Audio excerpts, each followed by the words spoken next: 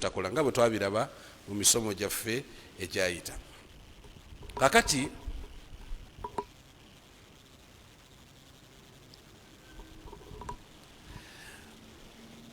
adabu al-bay' wa shira tugenda kuba tutunuulirako enneeyisa oba empisa z'okutunda n'okukola ki n'okugula.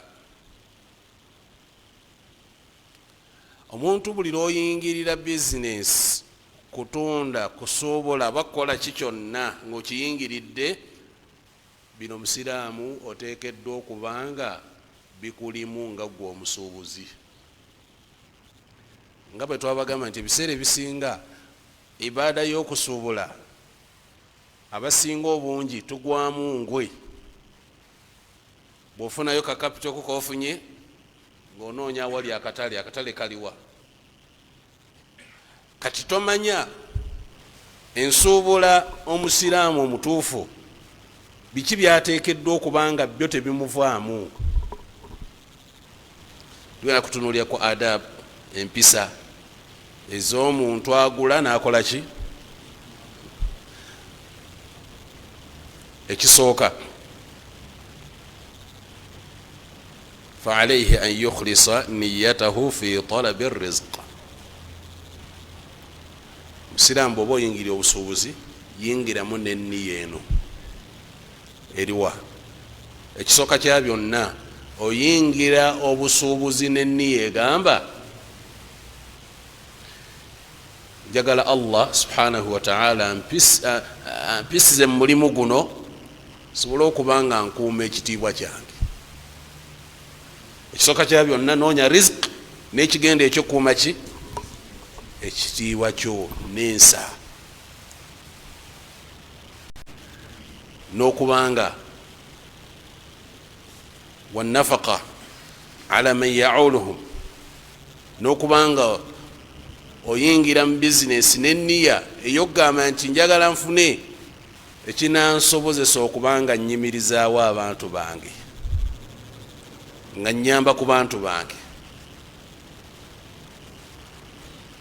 n'okubanga oyongera ku basiraamu okubafuula abaawaggulu, kubanga gye mukoma okubanga muyinawo akasente tekatunuulirwa nga ggwe fulaani, wabula katunuulirwa nti musiraamu masha Allah ina kyakola ki kyakola masha Allah alhamdulillah.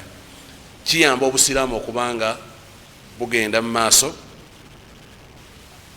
Kati omuddu buli lwoba n'enniya efaanana bwetyo ng'oyingidde bizinesi nekyokola Allah kikuwamu empeera. Otuula mu dduuka ly'otuddemu nga riziki ogifuna n'empeera okola ki? Lwaki? Enniya. Fi Allah yatwawula ku bantu abasigaddewo n'atulaga nti omusiraamu buli konna kakwatako ateekeddwa okubanga akafunamu empeera. Hatta ne bweba mmere ng'ogirya oteekeddwa okufunamu empeera. Emmere gy'olya nga toyinaamu mpeera yaki? Allah yagamba bali walladhina kafaru yaakuluun wa yatamatta'uun kama taakulu al-an'am. Bali abajeemu abajemera Allah subhanahu wa ta'ala balya banywa naye balinga bwolaba ebisolo. Kama taakulu al-an'am, balyanga bwolaba ebisolo bikola ki? Kitegeeza ki kumukkiriza? Omukkiriza talyanga kisolo. Bw'aba alya emmere ye agifunamu empeera. Bwe mba njagala okufuna empeera mu mmere gye ndya nkola ntya? Nina kugiryanga obusiraamu bwe bunsomesa. Samillaha wakul biyaminik wakul mimma yalik. Bwe bayagala okufuna empeera mu mmere, bisimillah. Bw'omala okusoma bisimillah, liisa ki? Liisa ddyo. Olya ekikuli mu maaso. Bw'omaliriza okulya nogamba alhamdulillahi alladhi at'amani hadha at-ta'am wa razaqani min ghairi hawli minni wala quwwa. Newebaza Allah kulisiza alhamdulillahi alladhi at'amani, Allah ndisiza. Bwoba onywedde nosaako nekyokunywesa, alhamdulillahi alladhi at'amani wa saqani min ghairi hawli minni, tegabadde maanyi gange, sigamba nti kututenkanya kwange, Allah yasazeewo ndi, wala quwwa, simaanyi gange. Nabbi yagamba sallallahu alaihi wasallam nti inna allaha yuhibbu, Allah yagala omuddu idha akala akla, bwabanga ayina akantu konna kalidde, fayahmaduhu alayhi, yesi noyogera bwogeza alhamdulillah. Allah kyagala nnyo okubanga olina koolidde nogamba alhamdulillah. Tuli bumu omusiraamu okulyako taakul litataqawa ala alibada, emmere gyolya nebyokunywa byonywa obinywa osobole okufuna amaanyi agakusobozesa okuyimirizawo ibadat. Kikyuse emirimu gyenkola gyonna, okutuuyana kwange kwonna, entuuyo ezinvaamu, njagala nfuna akasente sobole okuyimirizaawo ki ibada. Yali Sufyan Thawri rahimahullahu ta'ala yagamba nti mu biseera biri ebyayita esente byali byakwejalabya, amma alyawm, guno omulembe gwe tuwangalirako, nayogere byali tabi, omulembe kwetuli olwaleero, emaali tetekeddwa kwawukana na musiraamu. Nagamba nti singa si muntu kuba na sente, oyali alimu, yali mumanyi, yagamba nti singa ffe abamanyi tetulina ki, abakulembeze bandibadde batukozesa nnyo, abakulembeze bandibadde batukozesa nnyo. Lwaki batukozesa nnyo? Toyina gofukamirira, nyamba nyamba, kati oyo nayisa fatuwa eyawukana nebyayagala na akubuziza sheikh nakoze wali bbaala naye etuwa sente nno, sajja abakufaalo abo tubakuŋŋanyamu akawera. Lwaki tomugambe nti tubajjemu sente ezo, kuba badde era bagenda zissa wakyamu, tuzibajjemu tuzimbe emizikiti, tulabirire bamulekwa, tulabirire ki? Lwaki omuwadde fatuwa bwetyo?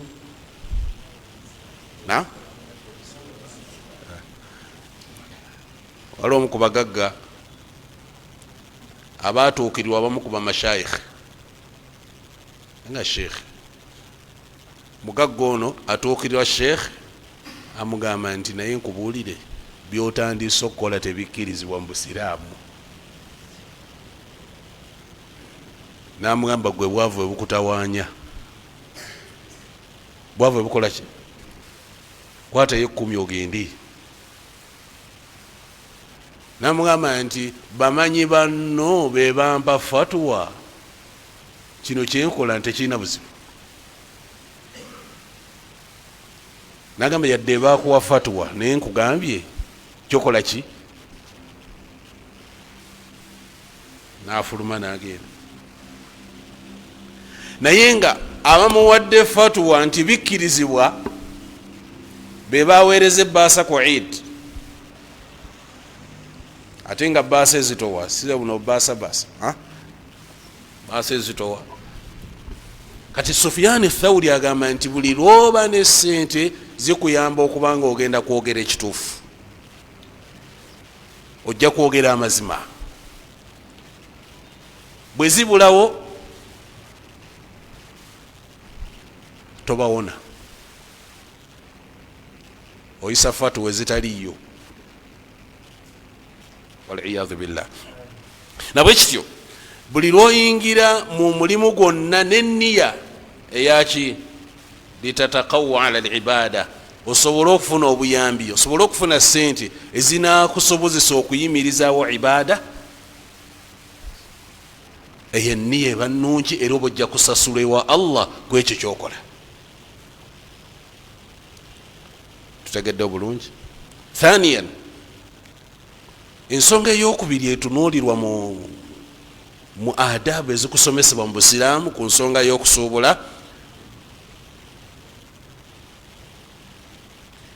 wano sheekh katono nnyo agambye nti wala yakunu hammuhu jamu al-amwal, tokifuula nga ekigendererwa kye ekikulu okukuŋŋaanya sente na byabugagga, takathuran wa baturan, okuyinjiwaza ebingi n'okwewaanira ku bantu abasigaddewo nga bw'olina ennyingi n'okwewaana.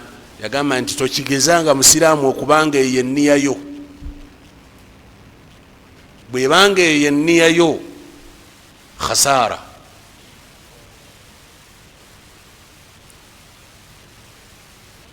Beera n'enniya egamba nti insha Allah, Allah n'amala mpa mu kabizinesi kange kano nenfunamu sente,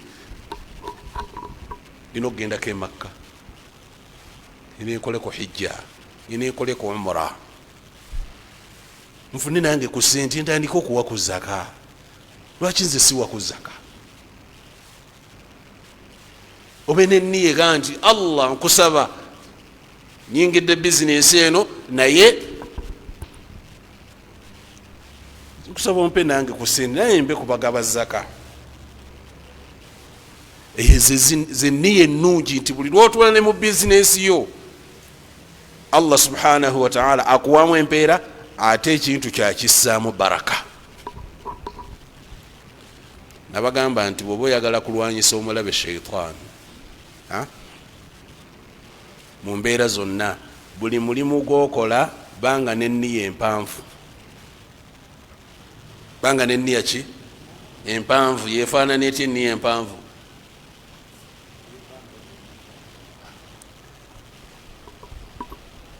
Oba n'enniya egamba nti ebbanga lyonna Allah lyalimala nga mpadde, kino sigenda kivaako. Nabaga nti sheitaani eremererwa nnyo omuntu agamba nti bismillah, kano kentandise sigenda kuva ku layiri paka Allah lwalinzijulula nga sivudde ku layiri. Bwe sheitaani enaaba mungaye annemye, muba nnemye. Eyo enniya tereetwa muntu wa bulijjo. Kano kentandise sigenda kulekerawo paka. Era bwe tuba twetegereza omubaka Muhammad sallallahu alaihi wasallam bwe yatandikanga ku mulimu nga takola ki?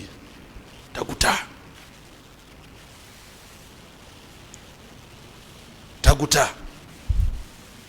Kati goyinza okuwaza kamathala, kasaguli nawaako, kasaguli nakola ki? Nawa kikyagwa, gunandekemu. Ani akulekamu? Saba Allah akulekemu omwaka. Ya akhi, bino byakutambuza bulamu bwo bwonna. Bw'oba okitandiseko kitandika okiguse, Allah lwajja okukusiza mbaraka. Mulimu gwonna omulungi, so si kuyinjiwaza na kuba na bingi kola ki? Eyo enniya siteba nnungi. Thaniyan al akhdhu bil asbab. Kitegeeza ki al akhdhu bil asbab? Bw'oba oyingira bizinesi olina okussaawo ensonga. Okussaawo ensonga efaanana etya? Kikwetaagisa okusoma kyogenda okukola. Obusiraamu bwe tukubiriza okukola ki? Okisoma. Tomala gakikola. Olina okukikola ng'okakasa nti ngenda kukikola ate nkinyirize. Al itqaan. Omulimu ogwo gwogenda okukola gusome. Mu gusoma osobole okumanya enkola yaagwo. Togamba nti kantawakkala eri Allah, kanteeka obuteesi mu yamanyi. Nedda.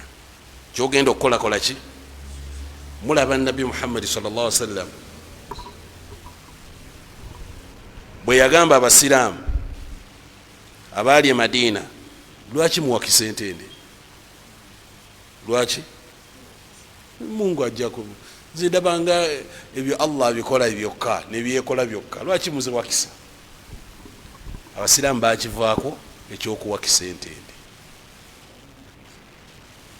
ne balinda entende zikole ki? Zewakise zokka. Mungu ajja kikolako, aloza kyakolwako. Ogwo omwaka tebaafuna ntende, zaagaana. Nabbi abanyumyanyuma nange naye guno omwaka ng'entende tezirabise bulungi, kiki? Nanti watugaana okuwakisa. Nabbi sallallahu alaihi wasallam agamba nti antum alam bi umuri duniyakum, basiraamu ebyedduniya mubinsinza, mubindako irimu ekola ki? Ensingako. Bwe mbanga mbalagidde nti Allah agamba tegerekeka, ebyo mumpulirizenga. Nebino ebyedduniya bino mwabansinga okukola ki? Abasiraamu ne baddamu ne batandika okuwakisa entende, ne ziddamu ne zibala mu bungi. Lwaki bakikola? Nti bakiinako irimu. Omulimu gwonna nga gunaanyirira bakukubiriza okugusoma.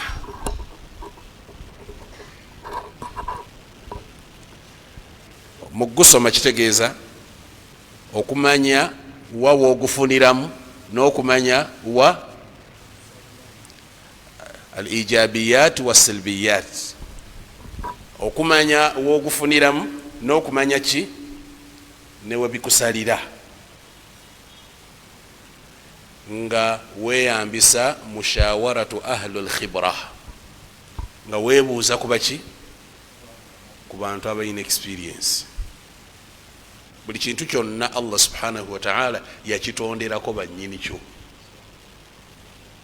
Kyobola yakugamba fasalu ahla dhikri in kuntum la ta'lamun, mubuuze bannyini kumanya. Kintu kyotamanyi kibuuze nnyini kumanya. Musiraamu omu yali asoomoozebwa omu ku batali basiraamu, namugamba mu Qur'ani eyogera mazima. Bwera Allah agamba nti ma farratna fil kitabi min shay, terike twalekayo. Bwe kiri musiraamu nanga bwe kiri, nanga kati njagala ompeeyo aya mu Qur'an ekulagirira engeri gy'okufunamu eŋŋano n'ogigoya n'okolamu omugaati. Njagala aya ng'ekusomesa engeri gy'okola ki? Gy'ogoyamu eŋŋano, then n'okanda n'osiika. Njagala aya eyo. Sheikh yamugamba nti lwakuba tomanyi bambi, aya nga nnyingi mu Qur'ani, kankuweeyemu. Amugamba aya ki?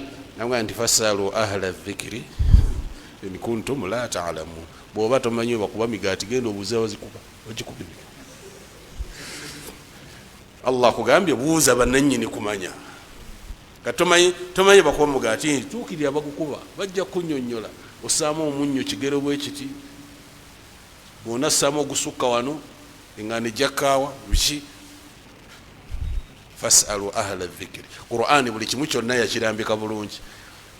Kikyetegeeza mu bigambo ebyo nti buli mulimu gwonna gwolaba guyinako abakugu abaguyinamu experience. Weebuuze. Omuntu eyeebuuziza teyejjusa, eyeebuuzizza teyejjusa. Al akhdhi bil asbab, bw'omala okwebuuza n'okukola ki? Then okole kyolaba nga kyekisinga obulungi. Omubaka Muhammadi sallallahu alaihi wasallam yagamba nti almuminu alqawiyu khairun wa ahabbu ila Allahi min almumini adhaif. Wekitiibwa sallallahu alaihi wasallam yagamba nti omukkiriza ow'amaanyi yasinga obulungi n'okwagalwa eri Allah okusinga omuki? Omunafu.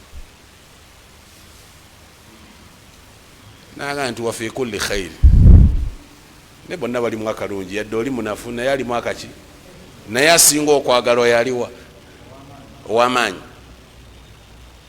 kyava akugamba nti ihris ala ma yanfauka musiraamu olulunkaniranga nnyo ebikugasa ebitakugasa tobiwa budde ebikuyamba byobanga ossaako ebirowoozo byo ihris ala ma yanfauk wastain billah bwolabanga kikuyamba kirulunkanire ekyokubiri wastainu billah kusabaani allah nyamba kiro kyondaba kinyamba naye nyamba allah wastainu billah saba allah kuwa obuyambi wala tajaz tewesanga mu bantu balemereddwa okulemererwa kyeki waliwo omusiraamu nga ye buli kyebamugamba ekyo sikisobola naawe musiraamu tukole ku kino bajja kunziba yakhi abababbi tukwate ku kino gwe tomanyi bantu ba mu kitundu ekyo ye buli kintu kyonna akirabamu kulemererwa omubaka sallallahu alaihi wasallam akugambye tolemererwanga tewesanga mu bantu balemererwa al ajiz kitegeeza ki kuzimu kudwa nabbi zeyayigiriza sallallahu alaihi wasallam allahumma inna a'udhu bika min al-kasal min al-ajiz wal-kasal musaba allah kukiyingirize al-kasal kasali bwe buki bugayavu wal-ajiz okulemererwa okulemererwa kyategeeza okulemererwa kwa mirundi ebiri waliwo okulemererwa nga kuli mu kusinzira ku butonde amaanyi oli agambye omuzikiti ogwo ngwagala okugusuula ku ttaka mu dakiika 2 tekiri mu busobozi kitokisobola kitegerekeka naye wabaawo obunafu oba okulemererwa nga gwe kennyini gwokyetaddemu wallahi nze sisobola kuyimirira kiro ekiro sobola kukola ki ekyo kyo kyagaana mukatonda byeyanyima ekyo yakinyima ekyokuzuka ekiro ate ndi wa birala nnyo birala ki byolimu nze ndi weezi 5 zange kasansaala 5 kiba kiwedde nezo kabuliya abadiya ebyo byannema nekirungi kuliko sahaba nabbi yajja nabuuza nabbi namuganze nsobola 5 nabbi namuga khalasi tambula neze 5 tofunye dalilu nenga ddala tosobola wakyessaamu nti sisobola kankuwa ekyokulabirako ekikulaga nti osobola singa bakugamba nti insha allah wafunyeyo olugendo ogenda Makka naye otambula ku ssaawa 9 gwa kiro bakoze okusa wangi ogenda Makka insha allah kiro ennyonyi ya ssaawa mmeka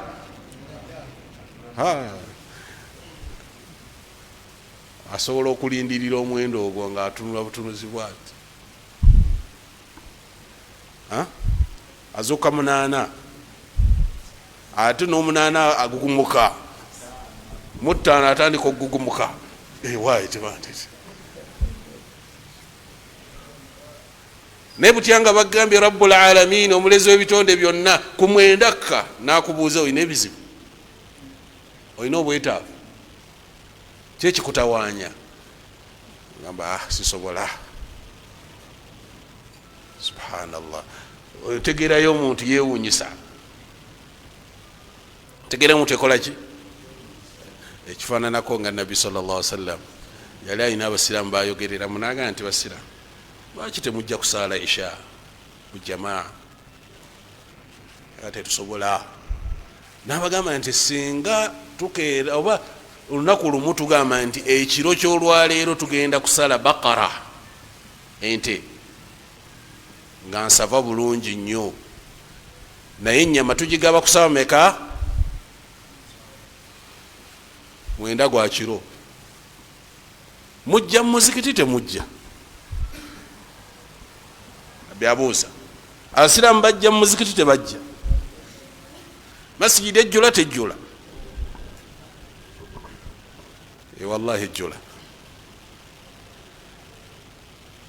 Ate era okubira ne munno n'omugamba wallahi nkwegayiridde nkubira ku ssimu sawa batuyise 9 naye gwe nkubira ku 8 awo. Onkubira ku mmeka? Ku 8. Era n'amala kukubira ku 8 kitundu nga naye musiraamu oli mubi. Olaba obadde ogenda okumpisaako riziki makusum. Ebyo tubitegeera, ebitukola ki kati. Ekikulemesezza sigamba nti tosobola, wabula okyetaddemu nti sisobola. Waliwo ebintu ebimu nga kasita okyessaamu wallahi tekisoboka. Omubaka sallallahu alaihi wasallam agambye nti wala ta'jaz, tolemwa. Nanga nti fa in asabaka shay'un, kali bwobanga kyoyingiddemu waliwo ebituuseewo bitali birungi, nga si birungi, ofunyemu embeera y'okubanga akasente obadde osuubira okuba nti kalinnya naye ne kakola ki, ne kakka, amagoba n'otagafuna. Nabbi yakugamba sallallahu alaihi wasallam, fala taqul, tokiyisanga mu kamwako n'ogamba law anni fa'altu kadha wa kadha lakana kadha wa kadha. Esenga unde yampa amagezi naye senga si magezi ga musiraamu oyo, bino saani bituuseeko. Ne kati laba mali tetambula, byonna biganye, byonna simanyi na kumanya. Senga si gundi, singa ndi bwenti ne bwenti ne bwenti. Nabbi yakugamba ekyo tokiyisanga mu kamwako senga, olw'ensonga nti kyoba oyogera gamba nti qaddara Allah wa ma sha'a. Musiraamu bwatu balina ogamba nti qaddara Allah wa ma sha'a fa'ala. Allah bwatu bwakigeze, ate era kyaba ayagadde kyekikola ki kiba. Fa inna law, mazima law taftah amala shaitan, ekigambo singa kiggulawo ebikolwa bya sitaani. Oba ogiwadde oluwenda nekyolina okussa mu mutima gwo, Allah bwatu byakigera. Alhamdulillah. Ate bye musiraamu byanguwa mangu, ye kasaleeta alhamdulillah nga kikola ki kiwedde. Thaniyan, bwe tuba twakola muzimu ku bigambo bye batukubiriza nga oyingirira okukola kutunda kugula, waliwo ekigambo kiyita atawakkulu ala Allah, okwesigamirani. Wallahi Allahu huwa arrazzaq, omugabiriza omutuufu ye Allah, ye mugabirizi omutuufu. Era ekyo tukiraba mu bigambo bya Nabbi sallallahu alaihi wasallam, yagamba nti wasta'in billah. Oba oyingira kyoyingiridde gwolina okusaba okuyambako, sabani faman akhadha bil asbab alayhi alla yakuna i'timadu ala hadhihi al asbab. Bwobanga oyina ensonga zotaddewo, ensonga ezo size weesigamira, wabula weesigamirani Allah subhanahu wa ta'ala. Bal tawakkuluhu wasti'anatuhu billah falyu'alliq qalbahu bi rabbih. Wallahi omutima gwo guwanike ku Allah litahsili rizq. Bwoba onoonya ki, Allah yagamba subhanahu wa ta'ala, waman yatawakkal ala Allahi fahuwa hasbuh. Waman yatawakkal ala Allah, surati at-talaq aya yokusatu. Allah subhanahu wa ta'ala agamba nti bonneesigamira nkumalira. Kitegerekeka, weesigamirani Allah subhanahu wa ta'ala, Allah akumalira. waman yatawakkalu ala allahi fahuwa hasbuh wallahu balighu amri. Bakakasa nti ebya Allah byebirina byebiyitamu. Ekya Allah kiba kirina okukola ki? waman yatawakkal ala allahi fahuwa hasbuh. Natugamba mu aya endala nti fabtaghu inda allahi arrizqa. Riziki muginoonyeze waggulu. Mukuginoonyeza waggulu ogenda waggulu n'oginoonyayo. Naam, oba osomeddwa gye mutera okusoma Allahumma inkana inkana rizqi fi sama anziru wa inkana fi al-ard fa akhriju wa inkana fi al-bahr. Abaddu basomeddwa eddwa sinnungi musiraamu gisoma kubanga obukokirizo bwotaddeko Allah bususse. Hatha i'tida min ad-du'a, bwe bulumbaganye mu kusaba Allah. Riziki eno bweba eri waggulu gijjeeyo gindeeterwa, bweba eri wansi mu ttaka gijjeeyo njagalawa. Riziki yange bweba eri mu nnyanja kolaki gijjeeyo nayo gireete. Bweba ntono giyinjiwaze. Wa inkana haraman, ate bwebanga eri haramu gigwe tahiruhu, tukuza butukuza. Allah atukuze haramu ate basiramu twabaje. Wa inkana haraman fatahiru wa inkana ba'idan faqarribu. Bwebanga eri wala gisembeze.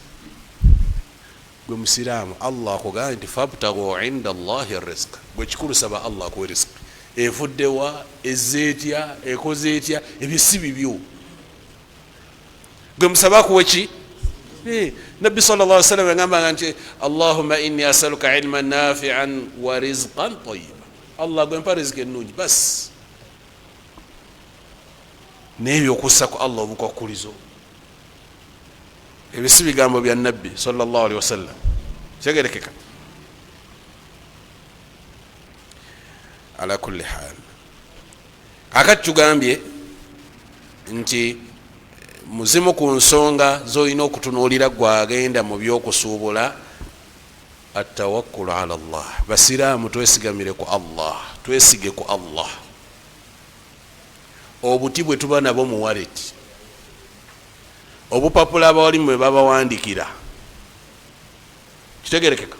Kana akapapula bw'oba nako mu wallet yo nomala okassa mu luggi, kana akatibwa okassa wano, kino n'okissa wano, ebyo byonna byonna wallahi tebiina kye bikuyamba okujjako kusiranya.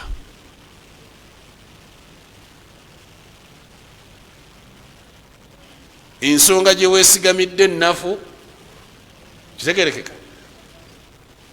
Yennyini akugambe nti bw'oba oyagala riziki fabtaghu inda Allah. Inda Allah omutuufu agigaba yani?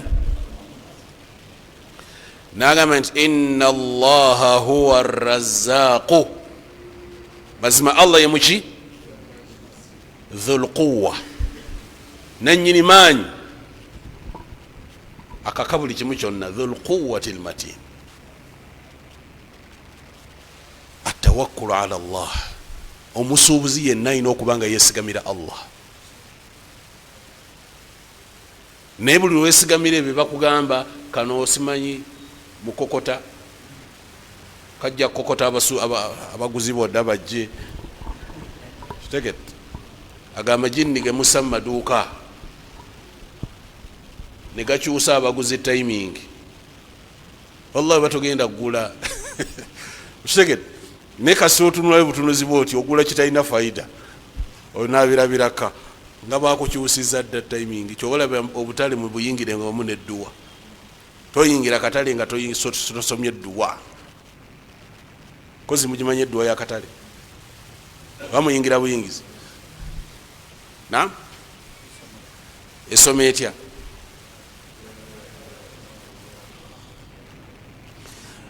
La ilaha illa Allah wahdahu la sharika lah lahul mulk walahu alhamd wa huwa ala kulli shay'in qadir. Emirundi emeka wanji? Mulundi gumwe, mirundi 10. Musome mirundi emeka. Kasoyogera ekigambo ekyo Allah subhanahu wa ta'ala akuwandikako 100,000 hasana, akuwandikako ebirungi bimeka? 100,000 si 10,000, gye mitwalo 10. naye ate hadisi endalaga nti kutibat lahu 1000 hasana. 1000 hasana mu lulimi oluwarabu baba bategeeza bakuwandiseeko akakadde kalamba. Abawarabu tebaalina miliyoni yammwe, okwogera miliyoni yagamba 1000 emirundi 3 ngomanya nti ategeeza ako kakadde. Kitegerekeka, bakuwandiikako akakadde kalamba k'ebirungi. Wa muhiyat, ne bakusangulako 1000 sayyi'a, ebibi kakadde. Obikoze ddi ebyo ebibi akakadde?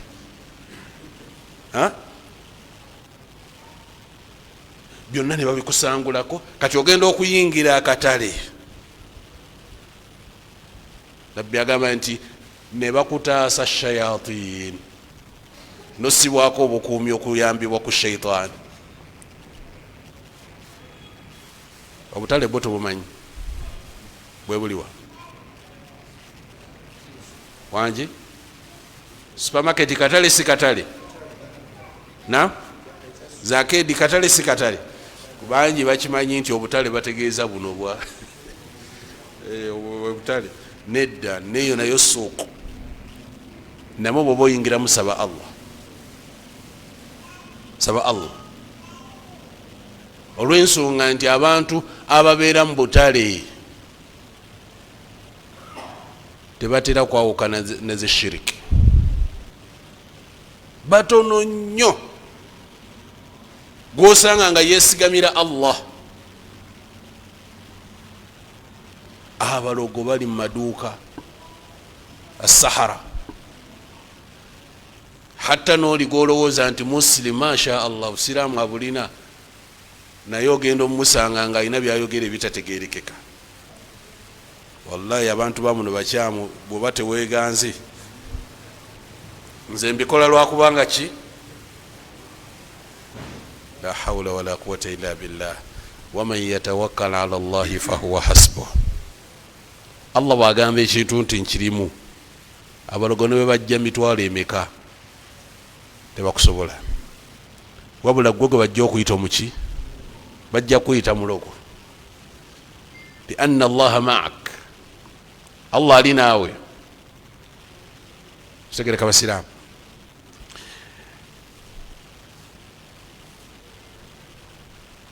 Ndowooza olwakadde omulundi ogunaddako tujja kutunuulira baadhi al-adab, ezimu ku mpisa endala ezitusomesebwa insha Allahu ta'ala.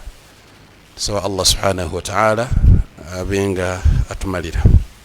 Okumanya eddiini kye kimu ku bintu Allah by'asitula by'abantu kuno ku nsi nga bw'atugamba mu kitabo ekitukuvu Qur'an. Fa'illahu alladhina amanu minkum walladhina utul ilma darajat. Allah asitula abakkiriza mu mmwe nabo bye yawa okumanya eddiini mu madaala. Wano Twahira Islamic Center Online School weviiridde okusomesa eddiini yo ng'eyita ku mutimbagano nga tulina koosi nga Qur'an mwogenda okuyigira okusoma ekitabo kya Allah mu butuufu bwakyo saako n'okukikwata ku mwoyo. Tajweed mwogenda okuyigira amateeka agafuga ensoma ya Qur'an. Arabic language mwogenda okuyigira okusoma, okuwandiika n'okwogera olulimi oluwarabu mu butuufu bwalwo. Swala mwogenda okuyigira esswala n'obukulu bwayo mu busiraamu. Yasaruna mwogenda okuyigira okusoma, okuwandiika olulimi oluwarabu n'okugatta ebigambo ekinaakusobozesa okwanguyirwa okusoma Qur'an.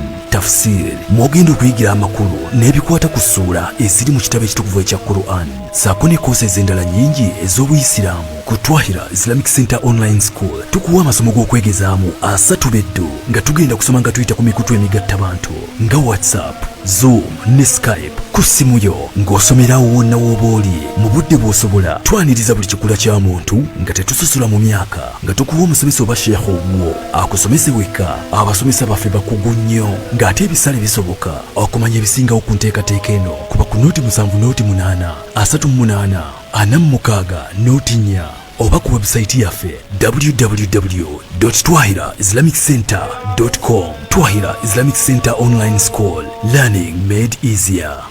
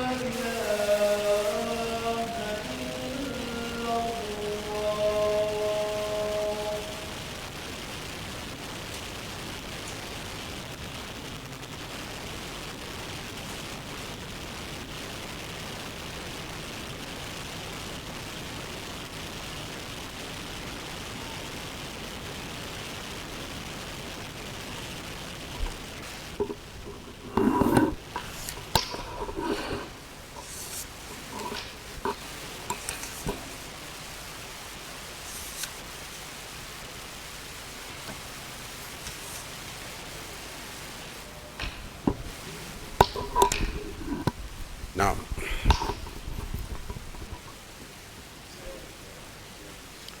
عليكم السلام ورحمة الله.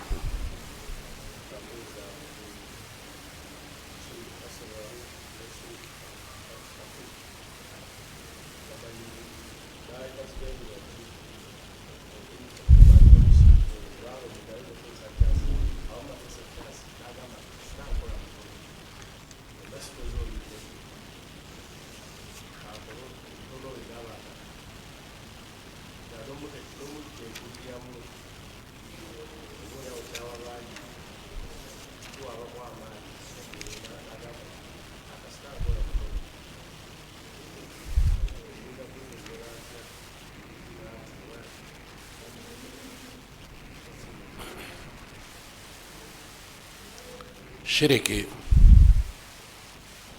yateekulwamu emiteeko, nga muteekulamu emiteeko ya Allah subhanahu wa ta'ala wamu ne Nabi Muhammad sallallahu alaihi wasallam. Olwo shiriki nga mukhriju min almilla, shirika akujjira ddala muki obusiraamu n'obufulumira ddala. Ne wabawo shiriki abakoleddwa nga takujja muki takujja muki naye oba okoze zambi ku mazambi amanene, liba zambi mu mazambi amaki amanene. Shirika omunene nga bw'onaalaba omuntu ogenda n'asinza ebintu ebitali Allah, oba agenze kusinza balubaale, oba agenze kusinza bibumbe, oba agenze kusinza mayinja. Waliwo obusozi obumanyikiddwa obuliko amayinja ge basinza, oba waliwo emiti egimanyikiddwa nga gisinzibwa. Abamu basinza bisolo, nosanga bali nga bavunamira nte bagisinza, abamu bavunamira nkoko zebasinza. Kitegedde teriyo kitonde kiri mu nsi muno kitasinzibwa, teriyo kitonde kiri mu nsi nga tekikola ki tekisinzibwa, kiriko abakisinza. Buli kitonde kyolaba muntu gwe batasinza temulaba ngako abasinza omu. Ne mu Uganda mumulinamu, temwina bamuyitaani ow'obusobozi yafa naye ibada ekyagenda mu maaso balonda. Ye nomala bagamba nti simutonzi, mufafagana nabo, bonna bamusinza. abasinza buli kintu kyonna, emiti gye batasinza. Kati buli lwosinza ekintu kyonna ekitali Allah subhanahu wa ta'ala, hatha shirikun akbar. Okukisaba kolaki? Oshiriki muki? Waliwo shiriki omutono. Shiriki omutono yaliwa atera kulabikira ku nnimi z'abantu nga tebagenderedde, nga ki ng'obudde kyetwogera singa oshiriki ki? Shiriki mutono wa ku nnimi. Singa si dokita oyo kuba nti yankwatako jama, nze singa nze empewo oba mpewo kyeyo sigitegeera nange kitegere eyo shiriki. Naye asobola okufuuka omunene bw'obanga okimiininga okitegeeza, kitegerekeka. Jasiro ni wa ku nnimi, bantu ayita nnyo ku nnimi z'abantu. Tegere ng'oli bw'anaagamba ndayira mmange, okitegedde alayira ki? Ndayira mmange anzaala.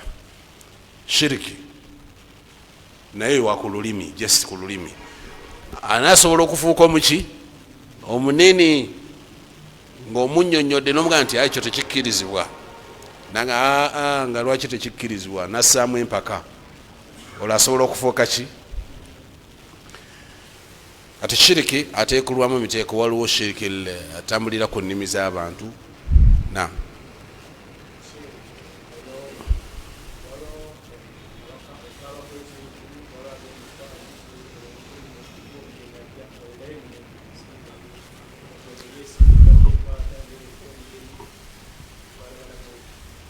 Enjuki ezenekwetololerako okukweraguza, kweraguza.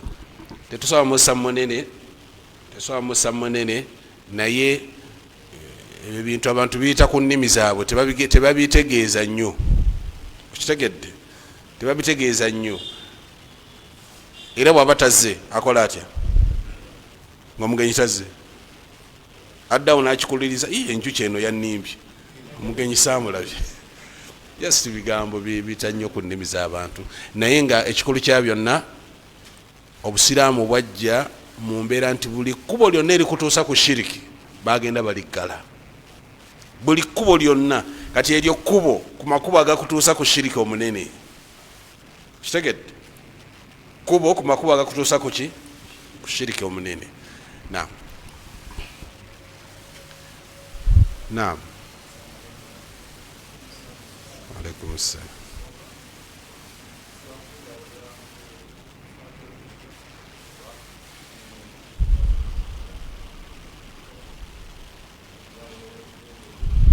Njawulo ekyeri wakati wa tahajjudi ne salatul layli.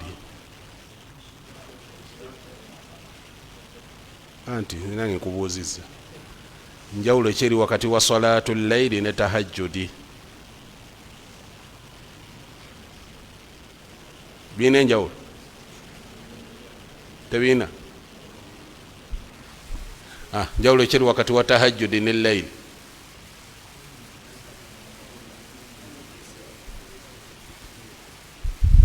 Njawulo weeri teriiwo? Eriwa?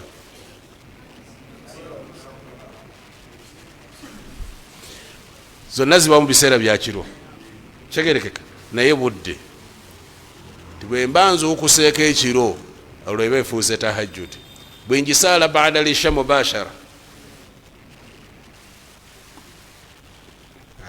ikhtilaafu lulama mugiyita tarawihi, mugiyita ki.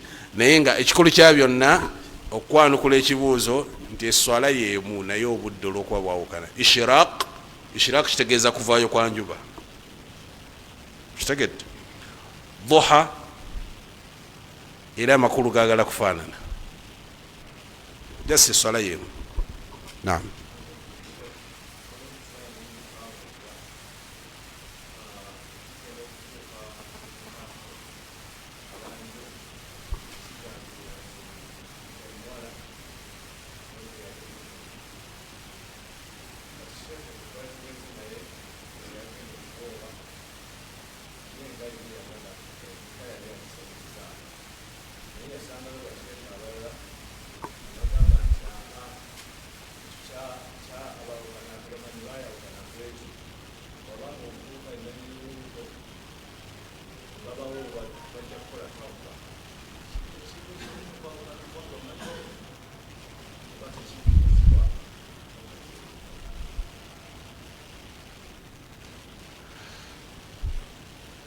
omukyala ali olubuto tebamuwoowa. omukyala ali olubuto tebakolaki? ani akakasa nti lulwe? obukakafu babujjawo anti ono yennyini akakasa nti lulwe. bw'abanga gwe teyasobodde gaana okijjawa nti ku mulala tasobola gaana. bw'abanga gwe teyaganyi segerekeka ne muba naye obukakafu obujjawa nti ku mulala yaganyi. kikola nti abamanya bamusindika n'oyo omwana si w'oyo omusajja wa mukyalo oyo. lwaki? olw'ensonga nti omukyala ye tukakasa ya muzadde naye abasajja mukitegedde oba? mufunze omukyala ng'ali ki? ali lubuto bamwesonyiwe amale okuzaala balyoke bagattibwe. kitegereke na qawuli ya Sheikh Ibn Baz rahimahullah yagamba nti hatta oli ne bwavayo nagamba nti lwange tusooka kukuba kiwooko. okitegedde? basooke bakube ki? kibooko owowere nti bwalimala okuzaala olyokodde nti wuwo. sagerekeka na waliwo abamu abawalimu abagonza ensonga. kitegedde? olwokuba walimu khairukum mutegedde? bakalubya bukalubya nsonga gwe leeta wano sente tukikole. olwokuwa akabaasa nga gwe okikola noleka abaddu nga bali mu bwenzi naye nga gwe obataddemu gye bakoma ebbanga nga benda naawe oba okigabanaku. kitegedde? omuwala amala okuzaala, bwamala okuzaala balyoke bagattibwe nga tewali ki? tewali buzibu bwonna. golaba oti sinza ku kyowulidde olaba otya wangi? barakallahu fik. naam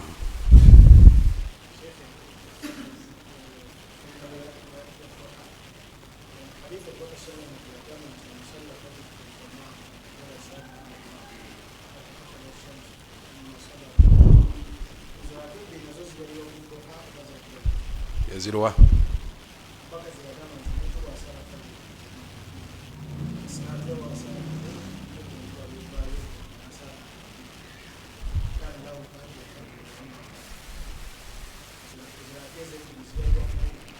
zadduha ila zadduha.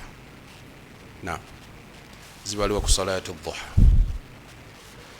naam barakallahu fikum jazakum allahu khaira. اللهم أرنا الحق حقا وارزقنا اتباعه وأرنا الباطل باطلا وارزقنا اجتنابه. اللهم آت نفوسنا تقواها وزكها أنت خير من زكاها أنت وليها مولاها. ربنا آتنا في الدنيا حسنة وفي الآخرة حسنة وقنا عذاب النار. وصلى الله على نبينا محمد وعلى آله وصحبه والحمد لله رب العالمين.